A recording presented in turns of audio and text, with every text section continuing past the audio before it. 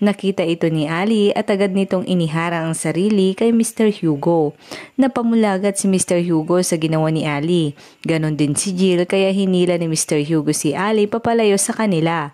At kunwaring nakangiti sila ngunit lingid pala rito ay pinapagalitan na ni Lolo Hugo si Ali. Pagkatapos nito ay pinauwi na si Ali. Nang tumalikod na ito kina Mr. Hugo ay saktong nakita nito ang papaalis ng si Eloy. Nagtaka naman ito dahil nakita niya roon ang tumulong sa kanyang ina na nagpakilala sa kanyang Michael. Sa bahay naman ng mga Pajardo ay naroon si Aling Margie na nag-aayos ng kanyang mga paninda.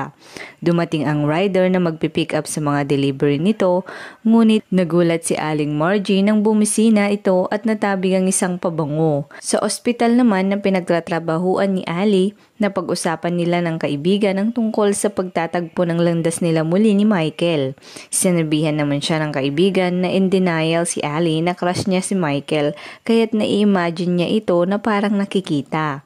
Umalis saglit si Ali at pinuntan si Nurse Mercy upang pakiusapan na ilipat siya ng night shift. Sa computer shop naman ni na Ice, pinapakita ni Eloy ang kuha nito kina Mr. Hugo at Attorney Evangelista at pagkakasangkot dito ni Ali. Inasar naman nito si Eloy na sinusundan niya si Nurse Ali. Sinagot siya ni Ice na si Attorney ang sinusundan nito at di nito akalaing naroon din si Nurse Ali. Nang mapunta ang video kung saan nakapokus kina Mr. Hugo at Nurse Ali na nagbubulungan ay agad inalis ni Eloy ang USB sa computer. Sa ospital, kinausap ni Dr. Lisa Mendoza si Ali upang pag-usapan ng tungkol sa kalagayan ni Mr. Hugo at sitwasyon nito sa kanilang bahay. Binigay ni Dr. Lisa kay Ali ang mga impormasyong kailangan nito upang matulungan si Mr. Hugo sa sakit nitong Alzheimer's. Nagkita muli sina Ali at kaibigan nito.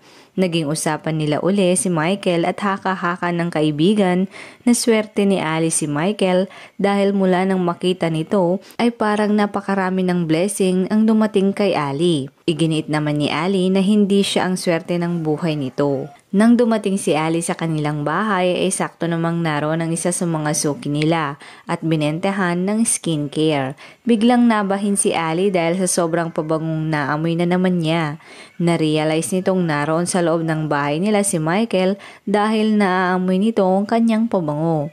Sumisigaw na pumasok sa kanilang bahay si Ali at sinabihan ng kanyang nanay na wag na nitong kausapin muli at papasukin ang lalaki. Nagtaka namang tinignan siya ng kanyang ina at kapatid sa pinagsasabi nito. Muling napabahin si Ali at nakita nito sa kanilang basurahan ang basag na pabango. Nagsorry naman ang ina dahil nabasag nitong isang buong pabango. Nasabihan tuloy si Aling Margie si Ali na kapag nagka-boyfriend nito at ayaw nito ang pabango ay bahin na lamang ba ito ng bahin. Naalala tuloy nito ang sinabi ng kaibigan tungkol sa pag-i-imagine nito kay Michael. Inesprayan tuloy nito ang kanilang bahay ng disinfectant upang maalis ang amoy ni Michael.